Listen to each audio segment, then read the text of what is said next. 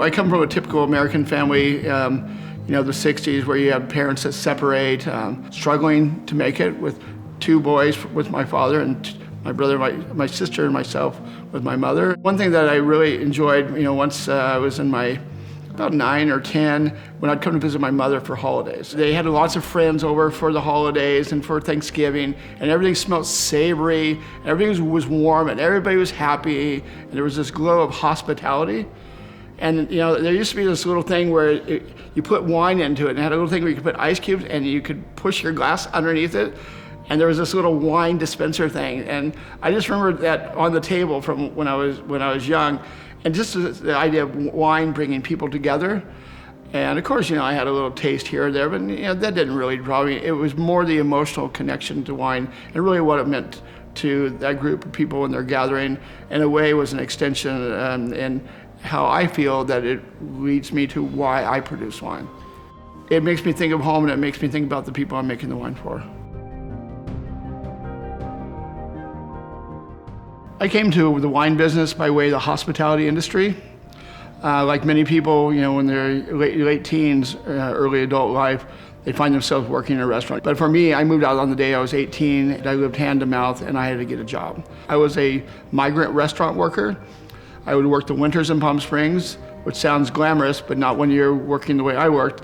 And I would work summers either in Lake Tahoe, California, or Napa Valley. And this goes back to 1981.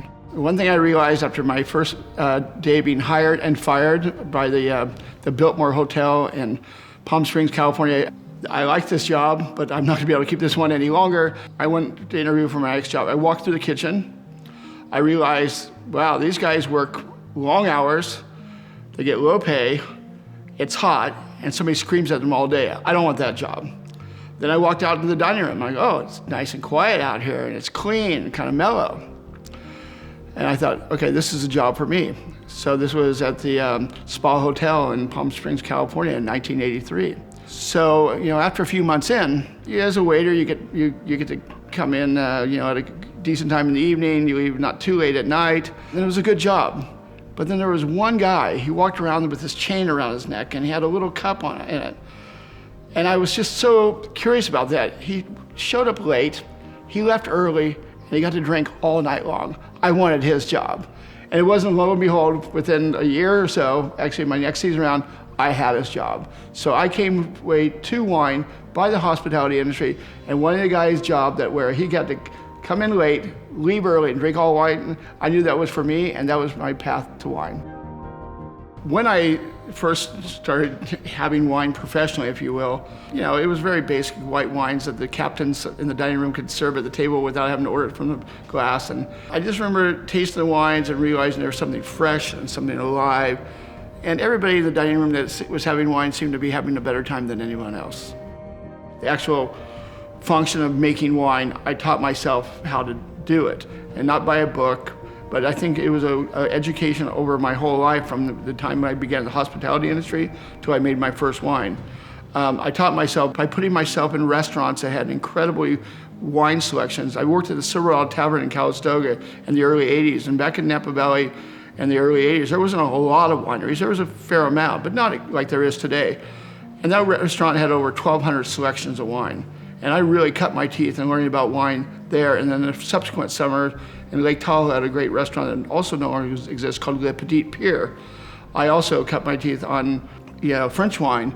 And it really wasn't about being studious. It was about enjoying, drinking it, and watching the way that the other waiters presented the wine, and especially after multiple years of experience, and the poise and elegance and passion and the understanding, and truly as if you're speaking about something that you truly knew because they truly did know. I never took a class or joined a tasting group. I had no interest in that. I have no interest in that today. I simply think people should discover wine and come to it however they want to, in a way that is self-taught, and therefore there is no judgment, and you arrive on what you do. And when I decided to come to wine as a profession, as a winemaker, it included my time managing rock and roll bands living in Denmark, the idea that if you want to start a band, you buy a guitar. If you can't play, well, you start banging away with some other people, and eventually you learn how to play. And I just wanted to make wine, and it's still my dream today. In 1999, I decided that I needed to find out what I was going to do after doing 10 years of the music thing. And somehow, I came to America on a 3-month road trip and to make a discovery. And I passed through Walla Walla, and I was offered the opportunity to come back to America and make wine, encouraged that is, and that was it. Literally came through, passing through Walla Walla, being invited to a barbecue after I stopped at a wine shop, asked for a good restaurant. I was with Wagner, the singer of a rock and roll band called the Ravenettes. I met a French winemaker.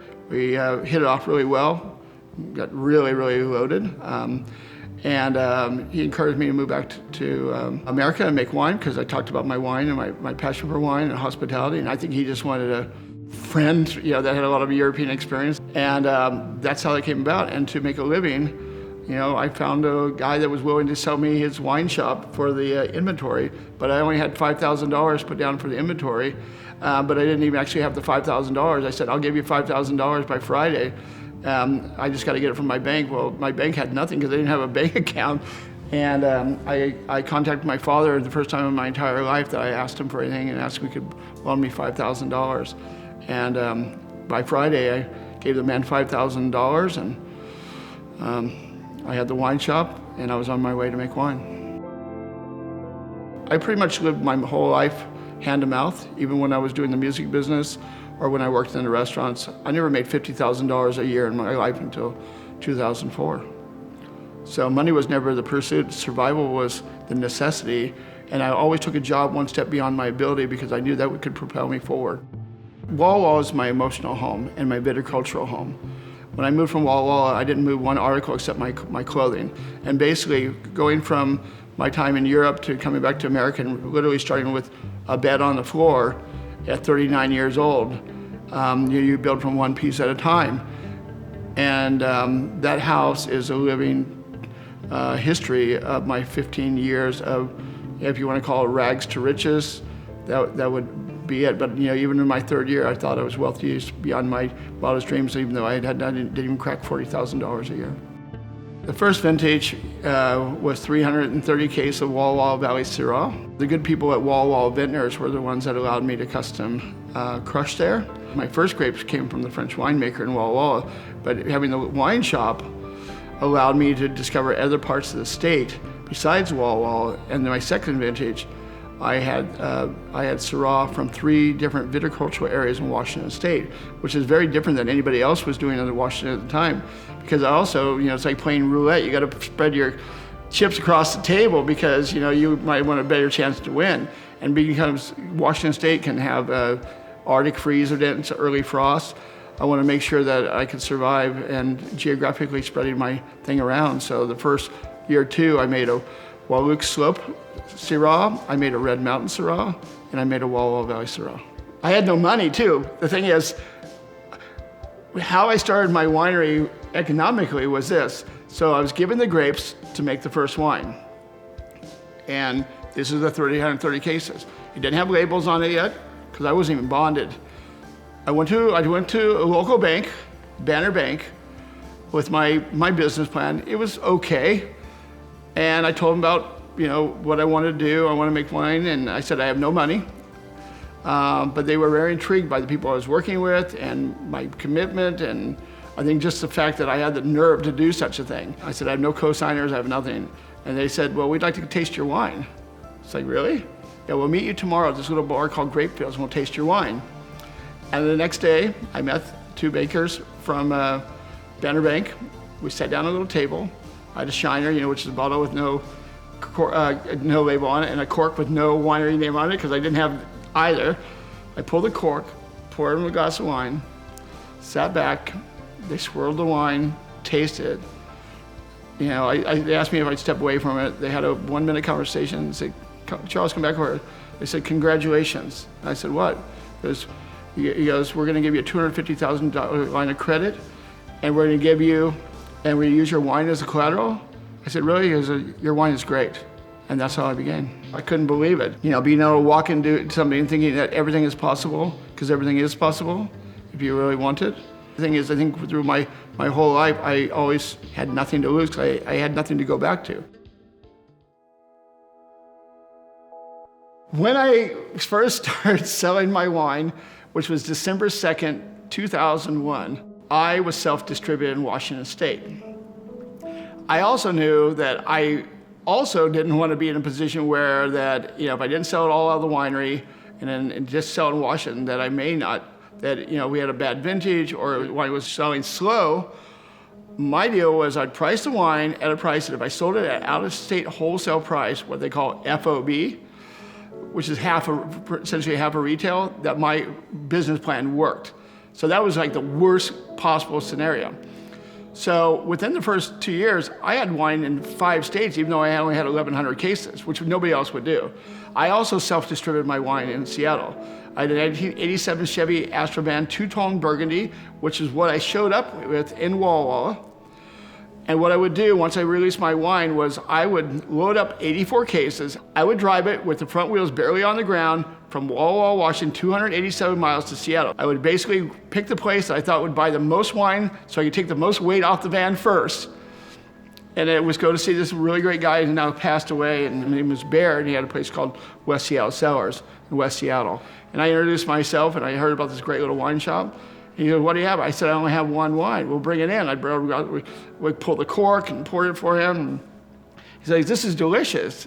I said, "Yeah, I made 330 cases, and I'm self-distributing." He goes, "Well, when can you deliver something?" I said, "Now, it's in the van." And I said, "How many cases you want?" He's like, "I'll take 7. So I go, "Oh my God, 7 cases, $210 times 7. I'm on my way." So I go out there with a hand truck, bring in 7, invoice, and Washington State COD. I got cash that day. I did that from 2001 until 2005, even 1 year after I started the house wine brand, with a distributor, but the rest of my brands, which was K. Vintners, I still self-distributed. At that time, after 3 years, I was up to 93,000 cases, doing all the wine myself, and I was the only employee of my winery at the time. In 2004, we had an Arctic freeze in Washington State, and primarily really hit Walla Walla. At the time, I was traveling around with Christophe Baron from Cayuse Vineyards. We were in France, and after the New Year, we heard there's this freeze incident. Being new to winemaking, I didn't quite know what it meant, but Christophe, not being new to it, explained what it might have meant, and lo and behold, it did. So I returned from Europe and towards the end of January, and I find out that Walla Walla is a complete wipeout. 2003 vintage, which had just happened, and I just barreled down before I went to Europe. I had 1,800 cases of it. So what did it mean for the state? I think for some people that might have had too much inventory from every times of their life, it was time to catch up. For me, it was a scramble. What the hell am I going to do? I saw an advertisement for some bulk wine from a winery, and they happened to have Seven Hills Vineyard Walla Walla Valley Syrah from 2003. And all they did is ferment it and put it in barrel. I went there and tasted it. It was quite good, not great, but good, and it was Walla Walla. I couldn't believe, why would somebody be selling bulk wine when the next vintage is going to produce none? So I bought enough wine for 1,000 cases, filled 40 barrels and beautiful French Burgundy barrels, and set off to age it. I got another email saying that there was some wine for sale, and it was some high-end wine that normally sell for $25 from the same winery. And I always thought the winery was kind of undervalued, underpriced what they sold. I went back there and tasted the wine, and it was delicious. And it turned out that it was for sale for $7.50 a gallon. I said, well, I'm gonna need the money. So I came up with the idea of house wine. I bought enough wine in bulk to bottle 14,000 cases. I crossed myself, even though I'm not religious. I had the wine bottled, slapped the house wine label on it. Lo and behold, nobody ever trademarked the name house wine as a brand. People had put the house wine on a brand, but as a brand, house wine was the brand. It said Cabernet Sauvignon on the back. I sold it retail for $10. So at that time, I'd already expanded to 18 distributors throughout the country. The wide stance, you can't knock you over. So I wanted to be in the wine business forever, even if I only made a modest amount of money, but I'm not gonna go away. You're not gonna knock me over. So lo and behold, I had 18 states, and I sent them all out a sample of house wine, and it didn't even have the real label on it yet. I just made one on a Xerox machine because I was gonna bottle it. I sent it out to them, and they were like, this is fantastic, how much did you get? So within 6 weeks, I sold the 10,000 cases I initially bottled, And within the next 4 weeks, I sold the other 4,000 cases. So in a matter of 2 months, going from never making $50,000 a year in my life, I made $450,000 profit in 2 months. It was crazy. It was so good that I found out they actually had Merlot that was at the same caliber as it. So then if you look it up, there's a 2002 house wine, Lot 2, which is Merlot. I did another 10,000 cases. So in my first year of the house wine brand, I sold 24,000 cases of wine. At the same time, I bottled, or in parallel, a wine called Red Table Wine. It had a fork and a spoon on it. And once again, nobody ever trademarked Red Table Wine as a brand. So Costco, I took the sample there, and I met their buyer, poured it in the glass, said the wine's delicious. What would you like me to do? It's like, well, I have 7,000 cases. I want you to buy it all. So this is up in Issaquah, Washington. I was heading back with a guy from a distributor back to Seattle. 10 minutes in the drive back, the phone rings. It's the buyer. He says, you have a deal, we'll take it all. The cool thing about this is, I didn't even own the wine at the time. So I'm like, oh God, you're gonna take, so I call the bar, he's like, hey, that wine that I tasted yesterday, that I bottled up, he's like, I'll take it, you still got it? Yeah, no problem. So right then I made $210,000. I hyperventilated all the way back to Seattle, and it's the first big money I ever made. I don't think I stopped hyperventilating for the next 3 days. And when I realized I'm onto something, I know how to make things happen. And now I learned how to make wine, and now I know how to make it go. And the thing was keep it simple. And that's the key to all of my packaging, marketing, and communicating. My whole thing is about communicating the language of wine and making sure that wine's for everybody. And by being, communicating my heart and my passion for it. Well, in 2006 into 2007, I sold the Magnificent Wine Company, which was the name for the house wine brand and the Red Table Wine, to Precept brands. As in some relationships, sometimes they work better than others. This one just didn't have to work for the two of us.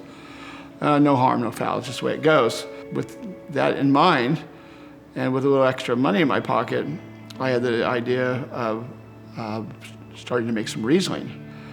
I learned from the time that I'd been making wine from the Wallach slope that Jerry Milbrandt owned this terrific vineyard called Evergreen, and it's for aromatic whites, primarily Riesling.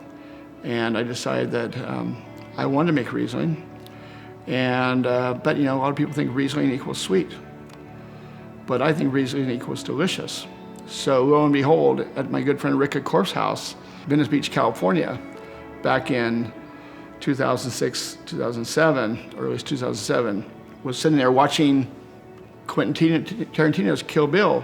And we're like on our 7th bottle of German Riesling. We're eating some takeaway. And at the scene in Kill Bill 1, it's the scene where Lucy Liu and Uma Thurman are on that pristine, beautiful Japanese gardens, snow laid and snow falling, and these two women are gonna fight it out to the death. I turn to Ricka and I say, Ricka, I'm gonna make a Riesling. She goes, well, what are you gonna call it? I said, Kung Fu Girl. And lo and behold, that stuck with me. And the next day, I sat down, I drew the back label of it. I hadn't made any wine yet. The idea is me maybe reinventing, giving a proprietary name to something so people would have access to it without the prejudice of Riesling equals sweet. Kung Fu Girl equals delicious. And therefore, Kung Fu Girl is the largest dry Riesling brands in America today.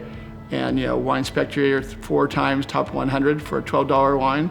And within 9 vintages, that's pretty spectacular. So in 2006, I produced my Kung Fu Girl wine, which is $12 Riesling. And the same year, I get 100 points from the 2006 Royal City Syrah. So I have $12 Riesling, and I have $100 Syrah for 100 points. Everybody should have access to good wine, no matter what price. When I started the Kung Fu Girl, I thought it'd be probably kind of lonely being all by itself. So I looked at the main varietals, which of course, the main varietal for whites is Chardonnay. So I started a Chardonnay called Eve. I also started a Bordeaux varietal style wine, which is Cabernet Sauvignon called Chateau Smith. And then I also started a Syrah called Boom Boom. And I also started a Merlot called the Velvet Devil. The Merlot was actually a second wine. The Merlot came about simply because of, once again, another film. So lo and behold, we know that the meteoric rise of Pinot Noir happened after this movie Sideways. So I needed to find a way to make Merlot sound sexy again. Well, the most smooth thing you have is velvet. When you ask most people when they start drinking wine, what do they like? For red wine, they say, I want the wine to be smooth, have no edge, and I don't want to have any bite. So what's more smooth and no edge than velvet? And the idea of the Devil tells us it's going to be a little structured. So my second wine was the Velvet Devil, and it took off like a lightning bolt. Third wine was the Boom Boom Syrah. The idea was using found terms and objects that people would recognize and think they already knew the bottle. For example, the Boom Boom Syrah, it has a round cartoon bomb with a fuse. Well, that cartoon bomb you find on a game called Stratego.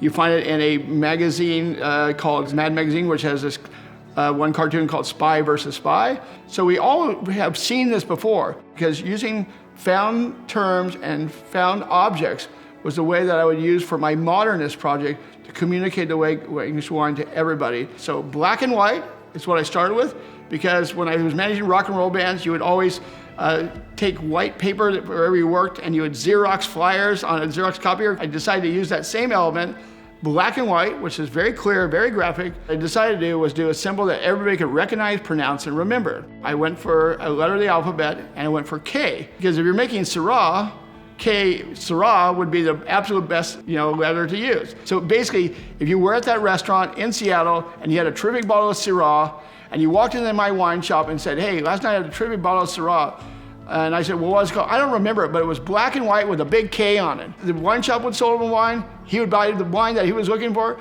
and the winery would sell another thing. It's from the origin to the destination, and I wanted to make sure that it was connected on everything I do, and that continues with everything I do up to this very minute. The idea of self-discovery, I think, is really important. My first, number one, is making really good wine.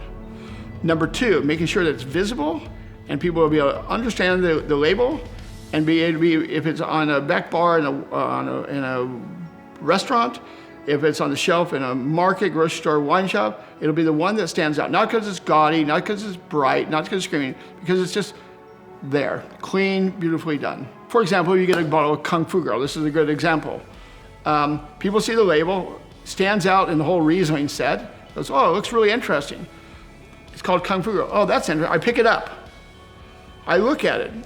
It says Kung Fu Girl, has Japanese pine on it. It looks very interesting. There's nothing at this point that suggests the wine is sweet. You turn it around, there's chopsticks in a bowl with rice. Once again, you don't drink sweet wine with chopsticks with rice in a bowl. It makes you think savory. You go, wow, this looks pretty interesting. How much is it? $12? I'll try it. They take it home, having no idea what it's going, thinking it's going to be sweet. They pour it in their glass and they drink it like, wow, that's really delicious. Far exceeding their expectation, discover it, and they're going to tell their friends about their experience. And that's how I want it to be with my wines. People find them by people sharing them. They're being visible so people have access to them. And the idea that I have the responsibility as a producer to put the absolute best bottle of wine for the price, period.